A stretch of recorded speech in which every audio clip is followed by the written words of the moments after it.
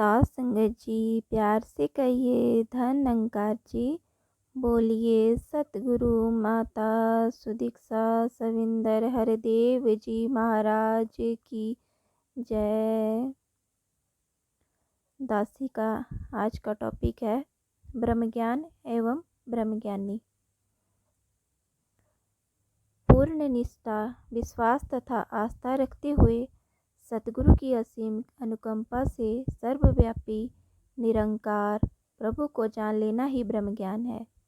जिसने स्वयं प्रभु को देख लिया है, निराकार प्रभु की अनुभूति कर ली है, वही ब्रह्मज्ञानी है। ब्रह्मज्ञानी ही निराकार प्रभु के दर्शन कराने में समर्थ होता है। यह ब्रह्म ज्ञान वेद शास्त्रों, धार्मिक पुस्तकों अथवा ग्रंथों के अध्ययन मात्र से ही प्राप्त नहीं हो सकता। ईश्वरीय ज्ञान व्यक्तिगत देवी अनुभव है, हृदय की अनुभूति है।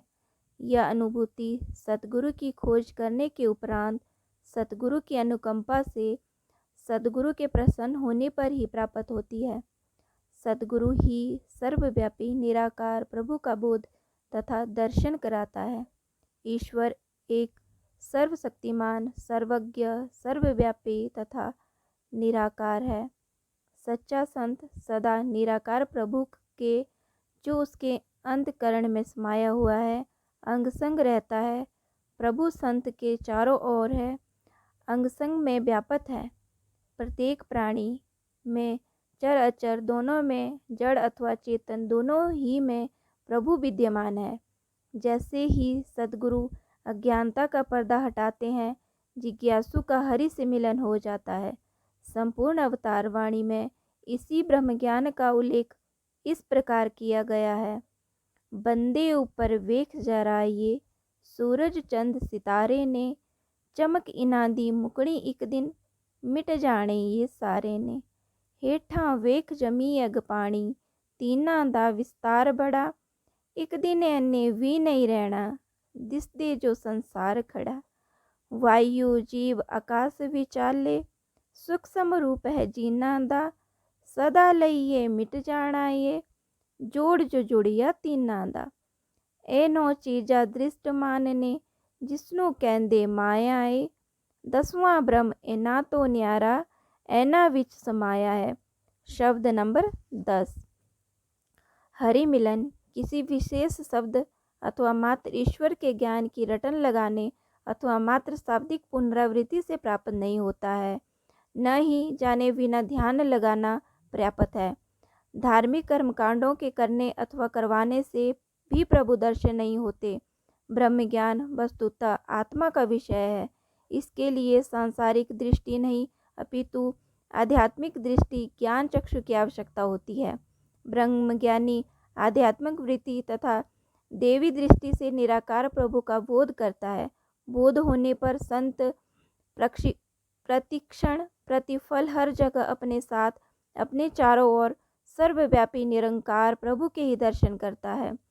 सतगुरु के प्रसन्न हो जाने पर सच्चे भक्त को मनोस्थिति ऐसी हो जाती है कि संतजन पूर्ण रूपेण दिव्य ज्ञान के रंग में रंग जाते हैं। भक्त निराकार प्रभु के प्रति समर्पित भाव से निष्ठावान रहता है। वह सतगुरु में पूर्ण आस्था रखता है। सतगुरु का महत्व प्रतिपादित करते हुए निम्न पंक्तियों में कहा गया है, बिन सतगुरु किने न पायो। इन भावना की पुष्टि की हमें संत सभा अवतार सिंह जी के शब्दों में इस प्रकार मिल रही है। अंग अंग जो रब है साडे, एहो साडा सक्का है, सारे रिश्तेदारां विचों येहो रिश्ता पक्का है। एहो साडा मस्जिद मंदिर, हज का वाते मक्का है, एहो साडा माल खजाना, येहो पैसा टक्का है। जिन्ना ने रब याद न रखिया, खाली वो विचारे गए, कहे अवतारो पांदी सारे, खोज खोज विच मारे गए। शब्द नंबर 329।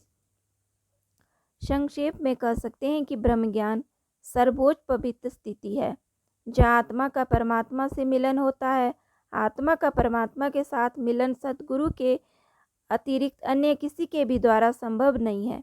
यदि कोई मानव अथवा भक्त यह सोचता है कि ब्रह्म ज्ञान अपने व्यक्तिगत प्रयास से, पूजा पाठ करने से अथवा धार्मिक संस्कारों से प्राप्त हो जाएगा तो यह उसकी बहुत बड़ी भूल है। निराकार प्रभु की अनुभूति के बाद ब्रह्मज्ञानी दिव्य ज्ञान की आभा से अलौकिक सच्चा संत होता है, जो सदैव सर्वशक्तिमान प्रभु के नाम के नशे में डूबा रहता है। यह प्रभु नाम का नशा कभी नहीं उतरता। ऐसे संत का मनोमस्तिष्क भेदभाव की भावना से परे होता है। उसका दृष्टिकोण व्यापक होता है। वह पूरे विश्व को निराकार प्रभु का ही स्वरूप समझता है। वह संपूर्ण सृष्टि में एक प्रभु को व्यापक देखता है तथा इस एकत्व के परिणाम स्वरूप सहज अवस्था प्राप्त करता है। सुख दुख, लाभ हानि, जन्म मरण आदि मान अपमान का विचार उसके मन में नहीं आता। सच्चा संत इन सब से ऊपर उठ जाता है। ब्रह्मज्ञानी इन सब से निर्लिप्त रहता है। ऐसे संत में नम्रता, प्रेम, सत्यनिष्ठा, सहनशीलता, करुणा, दया, अनुकंपा, परोपकार आदि की भावनाओं का उदय सतगुरु की कृपा से होता है। वह पूर्णतः सतगुरु के निर्देशानुसार चलता है। ईश्वर अनुभूति के बाद सच्चा संत निडर हो जाता है। वह प्रत्येक प्राणी में निराकार प्रभु के ही दर्शन करता है। परिणामतः किसी से भी घृणा नहीं करता। ब्रह्मज्ञानी का ना तो कोई शत्रु होता है और न ही कोई मित्र। उसके लिए न कोई अपना होता है और न कोई पराया। समरसता के भाव से उसकी समदृष्टि बन जाती है। उसे सभी एक समान दृष्टि गोचर होते हैं। सच्चा भक्त दिव्य ज्ञान का साकार रूप है। ब्रह्मज्ञानी को दिव्य ज्ञान की सिद्धि प्राप्त हो जाती है। ब्रह्मज्ञानी के भीतर से आध्यात्मिक ज्ञान की सुगंध निकलती है। उसके वचन सार्थक, हितकारी एवं अमोलक होते हैं। ब्रह्मज्ञानी अन्य जनों को भी इसी दिव्य दृष्टि से देखता है। उसके मन में सदैव परोपकार की भावना होती है।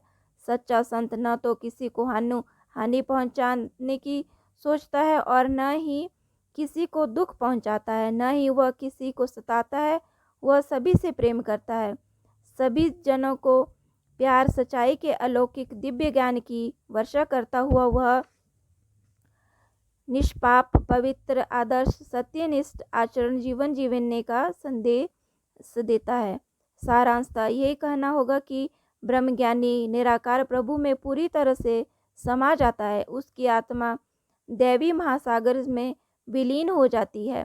आत्मा का परमात्मा के साथ विलय होने पर ब्रह्मज्ञानी को पूरा विश्व ईश्वर के रूप में ही दिखाई देता है तथा वह अन्य सांसारिक मनुष्यों को भी दिव्य ज्ञान से प्रकाशित होने के लिए प्रेरित करता है।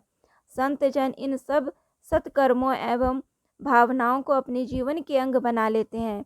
इस संदर्भ में अवतार वाणी में कहते हैं, आओ रब दे दर्शन पालो, संदेशा इंसाना नू, मुर्शद बंदे पया बनावे, मेरे जहे हैवाना नू, पापी कपटी मूरख ताई, रब दे नाल मिलांदा है, रहन वहन दे खाण पीण दियां, जांचा पिया सिखांदा है, गम फिकर सब दूर है करदा, दिल दा कमल खिलांदा है, कहे अवतार ये समा सुहाना, रून रब मिलांदा है। शब्द नंबर 346। ब्रह्म ज्ञान प्राप्त करना प्रत्येक मानव के लिए आवश्यक है। जीवन का वास्तविक उद्देश्य दिव्य ज्ञान प्राप्त करके चिरस्थायी शाश्वत शांति, परमानंद तथा धैर्य प्राप्त करना है, मोक्ष प्राप्त करना है। यही मानव जीवन का लक्ष्य है। इसी में मानव जीवन की सार्थकता है।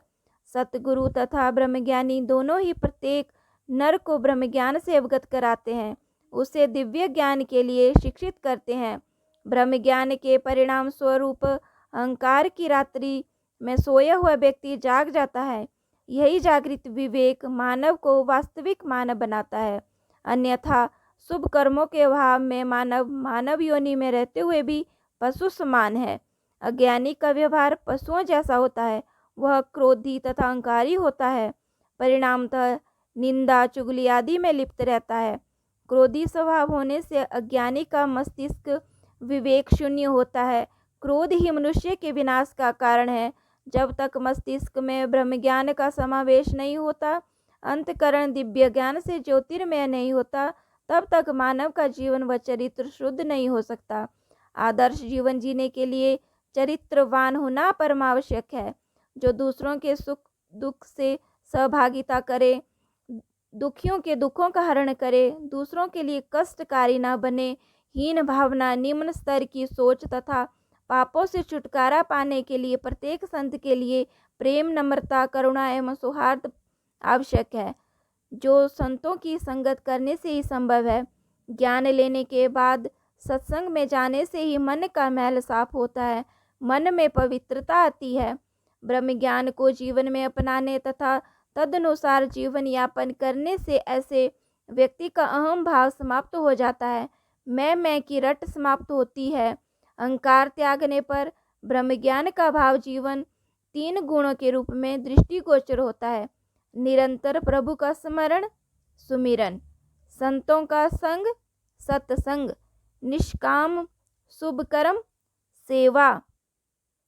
प्रत्येक मानव को चिर शांति, आशीर्वाद, अनुकंपा प्राप्त करने के लिए सद्गुरु के चरणों में समर्पित भाव से इच्छापूर्वक बैठकर ब्रह्म ज्ञान की शिक्षा लेनी चाहिए। इसी में जीवन की सार्थकता निहित है। साध संगत जी, प्यार से कहिए, धनंकार जी, तू ही निरंकार, मैं तेरी शरण हाँ, मैनू बख्श लो। तू ही निरंकार, मैं तेरी शरण हाँ, मैनू बख्श लो। तू ही निरंकार, मैं तेरी शरण हाँ, मैनू बख्श लो। तू ही निरंकार, मैं तेरी शरण हाँ, मैनू बख्श लो। तू ही निरंकार, मैं तेरी शरण हाँ, मैनू बख्श लो। बोलिए सतगुरु माता सुदीक्षा सविंदर हरदेव जी महाराज की जय। निरंकारी राजमाता गुरु वचनावतार की जय। प्यार से कहिए धनंकार जी। साध संगत जी, जो भी दासी की ये विचार सुन रहे हैं वो सभी जो है दासी के चैनल को लाइक, शेयर, सब्सक्राइब जरूर कर दें। और जो भी संत महात्मा इन विचारों को सुन रहे हैं वो कमेंट में धन निरंकार जी जरूर लिखें। प्यार से कहिए धनंकार जी।